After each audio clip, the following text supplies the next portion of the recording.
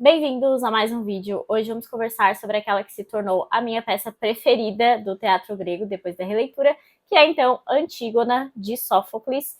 E é uma releitura porque a minha primeira leitura se deu nas primeiras fases do curso de Direito. Essa aqui é uma leitura praticamente obrigatória do curso, porque é um livro que traz uma discussão bem relevante para o direito, que é o direito natural versus o direito positivo. O direito que vem da natureza, das divindades, de Deus, enfim, né? Hoje, muito mais estabelecido como essa questão do cristianismo e das bases da civilização ocidental versus o direito positivo, o direito dos legisladores, do chefe de governo, do chefe de Estado do momento, aquele que advém do Estado propriamente dito.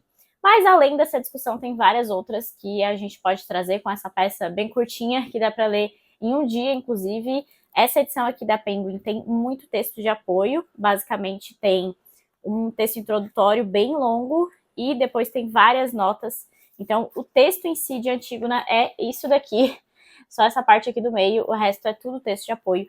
Essa é uma edição praticamente de estudo dessa obra, você consegue ter um panorama bem geral de tudo que tem aqui em Antígona com essa edição, inclusive fica a recomendação aqui desde já.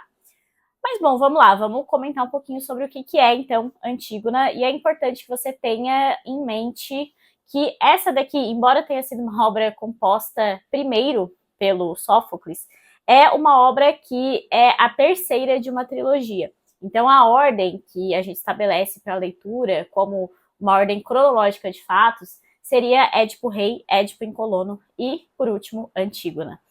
É bom sempre lembrar que os gregos, quando faziam essas apresentações de teatro, eles já sabiam dos fatos, já era uma questão de tradição oral, essas histórias contadas.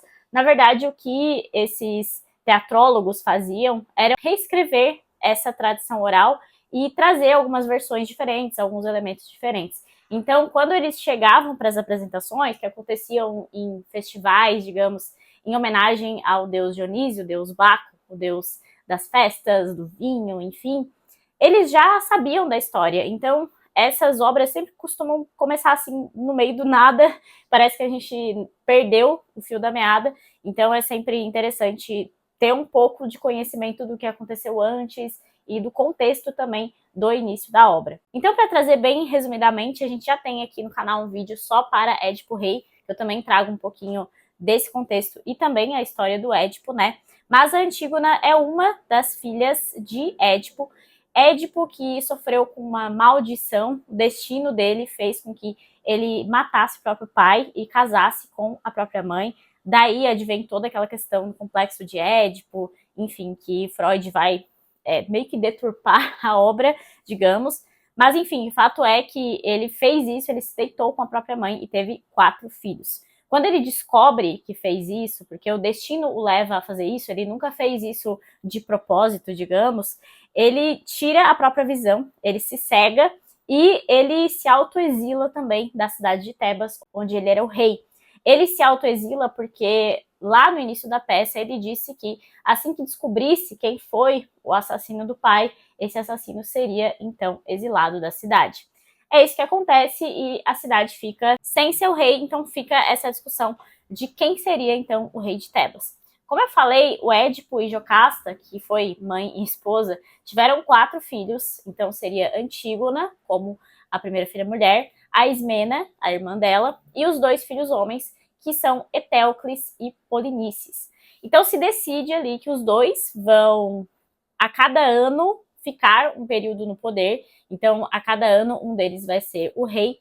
Só que assim que termina o primeiro ano do reinado de Etéocles, ele vai exilar o irmão e vai se negar a deixá-lo no trono. Então aí começa todo um conflito. Esse conflito faz com que Polinices se alie a Argos, outra cidade-estado da região, e eles vão travar uma guerra contra Tebas, justamente para ele retomar o trono. Nesse contexto todo é importante também lembrar que o irmão da Jocasta, o Creonte, ele era meio que um regente desses 2 jovens ali. Como o mais próximo da família, e em meio a toda essa crise, ele meio que geria também essa parte e aconselhava também essas questões de Estado. Só que por conta, então, dessa guerra, né, que é mais narrada na peça Sete contra Tebas, caso vocês queiram se aprofundar, por conta dessa guerra, os dois irmãos vão acabar se matando em conflito. Não se tem a ideia exata de quem morreu primeiro, enfim, né, foi um conflito sangrento. Nesse contexto, os dois morrem. E, por conta disso, então, o Creonte vai assumir o trono como um regente, né, que ele já era, e também nesse sentido de que ele é o parente mais próximo. Tudo isso acontece, e aí puxando um fio da mitologia, que é sempre uma história vai puxando a outra, tudo isso acontece para essa família porque eles são do ramo dos Labidácidas, e lá no início dessa família teve um dos Labidácidas que foi acolhido numa casa como um viajante, né, como um forasteiro, digamos assim. Ele é acolhido nessa casa e ele vai raptar e violentar o filho do dono da casa. Isso já seria uma grande afronta em qualquer situação, mas é ainda maior porque ele foi acolhido nessa casa. Então, para os gregos, tem um peso muito grande quando você é acolhido numa casa, quando alguém te dá abrigo. Então, por conta disso, toda a linhagem dos Labdácidas vão sofrer aí com essa maldição, com esse destino dado pelos deuses por conta aí desta grande falha. Bom, então, Antígona, a peça vai começar justamente a partir, então, da assunção do trono por parte do Creonte e a morte desses dois irmãos. Na tentativa de limpar Tebas dessas maldições e desse destino inexorável por conta aí dos Labdácidas, ele pretende fazer uma purificação, fazendo com que um dos irmãos sofra a punição por tudo isso que aconteceu. Então ele vai determinar que Eteocles seja sepultado com as honras destinadas ali por ser o rei legítimo na época, né? Porque ele era de fato o representante de Tebas naquele momento. E Polinices, que foi quem originou a guerra, né, justamente para retomar o trono, ele não vai poder ser sepultado. Então ele vai ser deixado aí para os cães e o corpo dele vai ficar exposto como se fosse um escravo, como se fosse um inimigo do Estado propriamente dito. Aí que surge o problema. A nossa peça começa justamente com Antígona chamando Ismene para fora do palácio. Elas viviam ali no palácio que agora é de Creonte, né, que era da família, afinal. E ela conta para Ismena que Creonte vai fazer isso, vai decretar isso. E ela prontamente estabelece que ela vai contra essa lei, porque a lei dos mortos, a lei da sua religião, estabelece que todos precisam de um sepultamento digno para que possam ir para o Hades, para que possam ir ali para o céu ou para o inferno da mitologia grega. Então ela precisa fazer todos os rituais, ela precisa colocá-lo ali num sepulcro, enfim, todos esses rituais precisam acontecer para que a alma possa ir para o Hades. Então, prontamente ela diz que não vai obedecer a este decreto. A Ismena vai se contrapor a ela, vai dizer que como que elas vão contra um decreto, né? Agora elas estão ali sob o jugo mesmo de Creonte, porque afinal, mulheres na Grécia Antiga não eram consideradas pessoas, não tinham direitos, não tinham deveres. Então a Antígona tem uma posição que é quase masculina aqui. Os textos realmente falam que o que Sófocles fez aqui foi colocar a Antígona com características masculinas, de se posicionar, de dar opinião, até de ter chamado a própria Ismena para fora do palácio. Então tudo isso são transgressões. E nesse sentido que a Antígona vai se tornar então um símbolo das transgressões.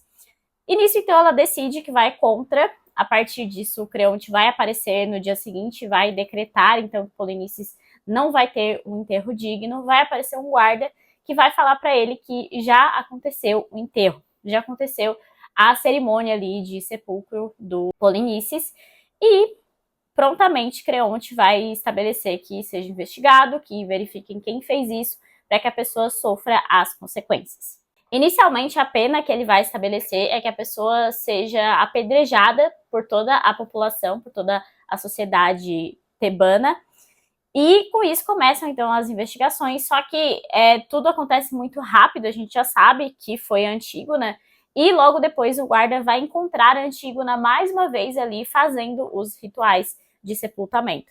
Isso é uma coisa curiosa que é colocado aqui, que aparentemente não teria necessidade dessa segunda vez em que a Antígona vai e faz todo o velório, né? Basicamente, a primeira vez que ela tinha feito aquilo já tinha suprido o que os deuses determinavam. ela faz isso mais uma vez, parece que com o intuito mesmo de ser pega, como se fosse o destino dela, e também nesse aspecto de que Sófocles coloca a Antígona aqui como uma heroína mesmo. Então ela tá se posicionando e ela tá mostrando que foi ela, e quando ela é confrontada, rapidamente ela mesma diz que foi ela sim, e que ela não aceitaria aquela tirania por parte do Creonte. Um aspecto interessante de trazer aqui também é que nós, leitores do século XXI, temos uma tendência a colocar aqui Antígona como bem e Creonte como o mal, Creonte como um ditador, digamos. Mas claro que seria um anacronismo colocar nessa posição, até porque o objetivo do Creonte mesmo, além, é claro, de se estabelecer no poder, e isso a gente pode discutir, pode aprofundar essa questão, mas também é a purificação da casa de Tebas, né? Porque com todos esses acontecimentos, a ideia dele era encerrar essa linhagem, era começar uma linhagem nova. Então até tem-se essa ideia de que ele sabia que Antígona faria isso, ele precisaria punir Antígona e tudo isso iria purificar então a casa de Tebas. Existe essa discussão. Mas fato é que ele vai pegar Antígona no flagra, né? E ela vai ser punida. A punição vai ser modificada para ela, justamente porque as pessoas se sentem solidarizadas com ela, porque ela mesma fala, né? Ela não está seguindo uma questão própria, ela está seguindo a lei divina, porque a lei divina estabelece que a irmã precisa sepultar o irmão, senão a alma dele não vai conseguir encontrar o seu caminho, enfim, né? Então a punição vai ser modificada, só que ao invés de ser apedrejada, ela vai ser enterrada viva, praticamente. Claro que continua sendo um negócio horroroso, mas a ideia é que Creonte vai tirar a sociedade desse foco, justamente porque a sociedade talvez não fosse aceitar isso e ele precisava se estabelecer no poder. Mais uma vez, toda essa questão do autoritarismo do Creonte sendo debatida aqui, né? Enfim, ela vai ser punida. Logo depois a gente vai ter a aparição aqui de mais um personagem, que é o Aemon. O Aemon é o filho do Creonte e ele tinha sido prometido para Antígona. Era o noivo de Antígona. A gente descobre isso no meio do caminho. E o Aemon também vai se posicionar contra o pai, vai achar absurda aquela decisão. Eles têm uma discussão ali bem forte, em que até o Aemon vai sugerir que o pai está agindo como se fosse uma mulher e de forma sentimental, enfim, assim, uma discussão bem pesada dos dois. E o que acontece é que o Aemon vai tomar partido da Antígona e acaba vendo que ela se matou naquele círculo que ela foi sepultada e também vai tirar a própria vida. Quem já sabia disso é o vidente que aparece sempre nas histórias de Édipo, que é o Tiresias. Ele é um vidente conhecido, ele já tinha falado ali algumas outras coisas. E quando o Creonte vai consultá-lo, o Tiresias vai falar que ele está afrontando as leis divinas, que ele precisa, então, parar aquela punição, porque foi uma punição excessiva, uma punição que afronta as leis naturais, só que não dá tempo de ele resolver isso, porque primeiro ele vai até Polinices para dar o enterro digno e depois ele vai tentar salvar Antígona e Antígona já tirou a própria vida. Nesse contexto aí, Tiresias vai falar que a consequência ao Creonte, por ele ter feito isso, né, por ele ter afrontado a lei divina, seria perder a própria prole. E por isso, então, Aemon vai tirar a própria vida nesse contexto. Logo depois, a esposa do Creonte também vai descobrir isso e vai tirar a própria vida também. Então é como se a história estivesse se repetindo, né? Porque a família de Édipo está toda desmantelada, Creonte achava que dessa forma ele purificaria a cidade, e na verdade acontece a mesma coisa com ele, porque a família dele vai ser desmantelada, ele vai perder ali todos os seus entes queridos. Então é como se a moral da história de Antígona fosse justamente que afrontar as leis divinas, não importa com qual intuito, não importa qual que é a racionalidade que você tem em relação a essa questão, você vai sofrer as consequências e você deve sempre observar as leis divinas. Bom, agora alguns aspectos interessantes para a gente pensar, né? Porque além dessa coisa da afronta ao Estado, né? A gente tem representado muito bem na Antígona, e isso é uma coisa assim que é surpreendente mesmo, porque como eu falei, as mulheres na época não tinham direitos e deveres, elas não eram consideradas pessoas cidadãs. Então o fato de que o Sófocles coloca que uma heroína é algo muito significativo também. Mas se tem aqui uma discussão do porquê que ela favorece tanto Polinices. Então, em nenhum momento do livro, Eteocles é mencionado, embora eu ache assim, natural, porque ele teve um funeral adequado, né? Então, não tem por que ela se preocupar com isso. Mas ela não vai prestar condolências ao fato de que esse irmão também faleceu, né? Fica um negócio meio esquisito e algumas frases ambíguas aqui que o Sófocles vai deixando leva a algumas interpretações de também ter um relacionamento estranho ali entre esses dois irmãos. Inicialmente eu pensei que era uma forçação de barra, assim, uma coisa meio interpretação extensiva demais do texto, mas quando a gente pensa em todo um contexto, né, em que o Édipo, justamente a sua maldição, foi se casar com a própria mãe, ter filhos com ela, talvez fosse mais uma vez essa ideia do destino, esse ciclo retomando e acontecendo as mesmas coisas, né, com a linhagem dos Labdácidas. Então eu fiquei pensando um pouco nisso, até porque essa segunda vez em que ela vai fazer os ritos funerários sem necessidade é uma coisa que traz essa estranheza, né? Alguns trechos, como ela falando que vai se juntar ao seu amado, que vai ser uma perversão sagrada, fazem pensar nessas coisas. Mas enfim, fato é que um dos grandes pontos dessa obra e que trazem tanta significação, inclusive estudos depois que surgiram, né, nos séculos posteriores, trata justamente dessa tentativa dela de se colocar contra o Estado totalitário, um Estado autoritário que define ali o que ela deve fazer e é algo que vai contra as suas leis naturais. Que direito ele tem de me privar dos meus? Então ela questiona o direito do Creonte, questiona também essa autoridade dele, que, claro, advém aí de todo um contexto, ele de fato parece ter legitimidade para o trono, mas ele não pode suplantar o direito que vem antes dele, que vem de todo o conhecimento adquirido, que vem de tudo que foi estabelecido como direito natural, como as determinações dos deuses, no caso da Grécia Antiga. Tiveste a ousadia de infringir a lei? Tive, pois não foi Zeus que a proclamou, e nem a justiça que mora com os deuses lá embaixo, que fixaram aos homens as perenes leis. Não pensei que teus decretos fossem tão fortes a ponto que um mortal pudesse transgredir as inescritas e indeléveis leis divinas. Elas não são de hoje nem de ontem, são eternas. E ninguém nunca soube de onde elas vieram. Crês que, por temer um homem, eu as violaria, sob a pena de expor-me à justiça divina? Então ela está colocando aqui que existe algo maior, algo além dessas leis escritas pelos homens e que ela deve respeitar isso acima de outra coisa.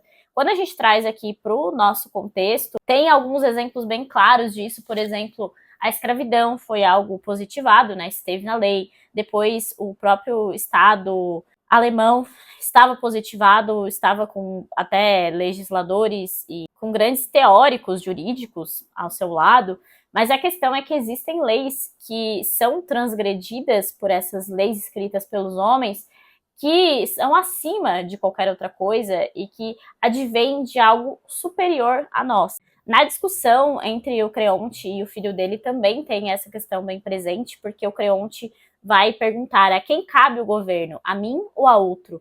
E o Aemon vai falar que cidade pertence ao único homem. A cidade não é daquele que a governa, Creonte questiona. E o Aemon fala, darias um bom rei no deserto vazio.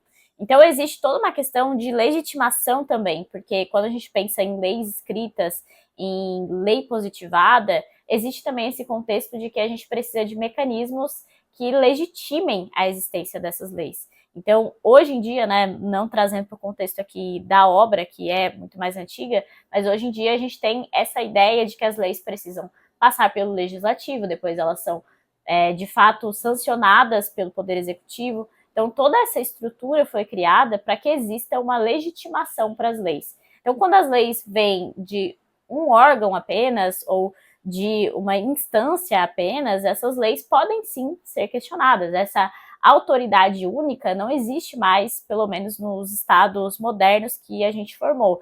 Por isso que quando vem decisões arbitrárias, decisões que são apenas de uma instância e que não podem ser questionadas pelas outras, a gente tem sim esse direito de se colocar contra essas leis.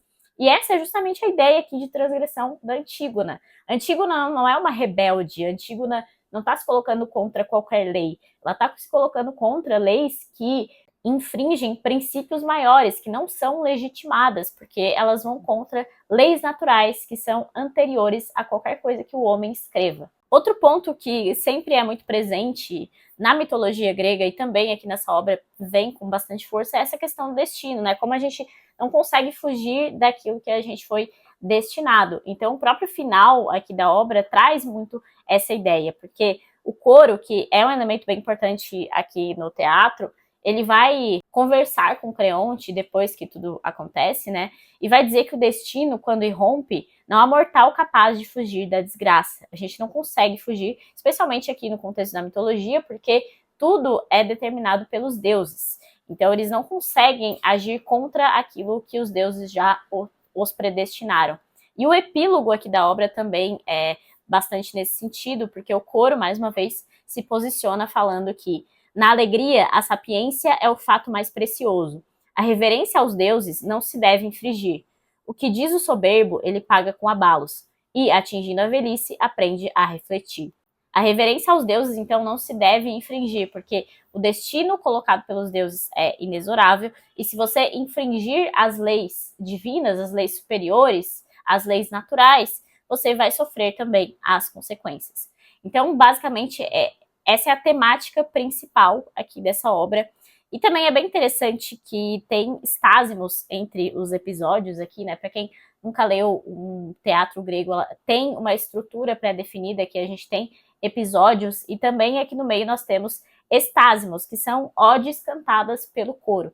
Lembrando, né, como eu falei no início, essas obras eram encenadas de fato em festivais pelo deus Baco, pelo deus Dionísio, e o deus Dionísio também é muito conhecido por essa ideia de ir além das capacidades humanas. Então as festas tinham várias coisas alucinógenas, enfim, é uma outra questão para ser debatida, mas essas odes também têm esse objetivo, né, muito mais lírico do que de texto, muito mais de você contemplar do que alguma coisa relacionada ao enredo em si. E o primeiro estásimo aqui é muito bonito, que tem nessa obra, que basicamente é um elogio ao ser humano e pela capacidade dele de fazer tudo aquilo que ele faz. Então, fala sobre a navegação, sobre a agricultura, sobre a caça, mas também fala que ele só não sabe como fugir do Hades, ele não sabe fugir do destino inexorável que é a morte. Então, tem esse peso também aqui nesse primeiro estásimo, que é lindíssimo e é um dos mais estudados também nos textos literários pela crítica, né? No texto de apoio fala um pouquinho aqui sobre esse primeiro estásimo, que no louvor que o coro faz das conquistas maravilhosas, ressoa o perigo dessa dimensão obscura, de um elan inquietante e trágico que alimenta a linguagem e o pensamento, as artes e as técnicas civilizatórias. Inseparável do melhor da cultura humana, esse arrojo tende a escapar ao domínio, revelando a fragilidade da condição humana. Então mostra também, mais uma vez, essa questão do destino que aparece aqui com tanta ênfase nessa obra e com ênfase também nas obras do Sófocles, eu penso, porque lendo a trilogia tebana, Édipo Rei, Édipo em Colono e Antígona, tem muito essa questão do destino, que é também um tema bem caro aos teatrólogos e aos gregos desse período. Só para trazer um pouquinho mais aqui de estudos relacionados à Antígona, o que o Otto Maria Karpov fala aqui na sua História da Literatura Ocidental sobre essa obra é que na Antígona não existe mediação dramática possível entre a lei cruel e inelutável que impõe a Creonte, tirano contra a vontade, a perseguição do inimigo para além da morte e, por outro lado, o sentimento íntimo, quase cristão, de Antígona. Sem o conflito trágico com a lei do Estado, Antígona seria só uma criatura sentimental. O conflito lhe revela a força de seu imperativo de consciência, que lhe impôs a resistência. E assim Antígona se tornou o símbolo permanente de todas as resistências. Então ela é sim essa figura de transgressão, mas como eu expliquei, né, é uma transgressão que tem fundamento, não é uma coisa simplesmente anárquica. Ela está seguindo leis que estão acima daquelas que os homens escrevem. E por último aqui na Paideia, do Werner Jaeger, ele fala um pouquinho sobre a importância de Antígona. É especialmente significativo que seja a primeira vez que a mulher aparece como representante do humano, ao lado do homem com idêntica dignidade. As numerosas figuras femininas de Sófocles, como Antígona, iluminam com o maior fulgor a elevação e a amplitude da humanidade de Sófocles. A descoberta da mulher é a consequência necessária da descoberta do homem como objeto próprio da tragédia. Sófocles leva Antígona e o seu opositor Creonte a participarem na realização do seu destino pelo vigor das suas ações, e o coro não se cansa de falar da transgressão da medida e da participação de ambos no seu infortúnio. Todavia, ainda que esse elemento sirva também para fundamentar o destino no sentido esquiliano, a luz concentra-se toda na figura do homem trágico e tem-se a impressão de que ela basta para centralizar em si mesma todo o interesse. Então tem sim essa questão do destino, mas aqui nós também temos as ações que levam ao destino. Quando a gente conversou sobre Édipo Rei também conversamos sobre isso, porque foi a própria ânsia do Édipo pela verdade e por descobrir a verdade que fez com que o destino tivesse o desfecho que teria já nas profecias do Tiresias. Então existe também essa ação humana que leva ao destino, mas parece que essa ação humana é também definida por coisas superiores, não é uma coisa que a gente possa escolher efetivamente, não é uma coisa que os personagens aqui do teatro grego podem mudar. Eles tentam mudar o destino, mas mesmo as suas ações levam o destino a ocorrer da forma que era previsto inicialmente. Bom, acho que é isso que eu queria conversar então sobre esse livro aqui. Com certeza, o principal ponto aí que vocês mais vão achar textos e vídeos, enfim, é essa questão da transgressão à lei estatal. E é, de fato, uma coisa importante para se pensar, especialmente aí nos dias de hoje. Nós temos estados modernos com decisões totalitárias, com decisões que não passam por todo o sistema que nós criamos para que passassem. Mas, enfim, é uma obra atemporal, sem dúvida, e uma obra que ainda traz muito dessas reflexões que tivemos aqui. Espero que vocês tenham gostado, então, do vídeo de hoje. Leiam Antígona, é super rapidinho de ler. Você pode trazer aí mais reflexões nos comentários. Se você gostou desse vídeo também, deixe sua curtida. Lembrem-se de se inscrever no canal, isso me ajuda bastante. E até o próximo vídeo.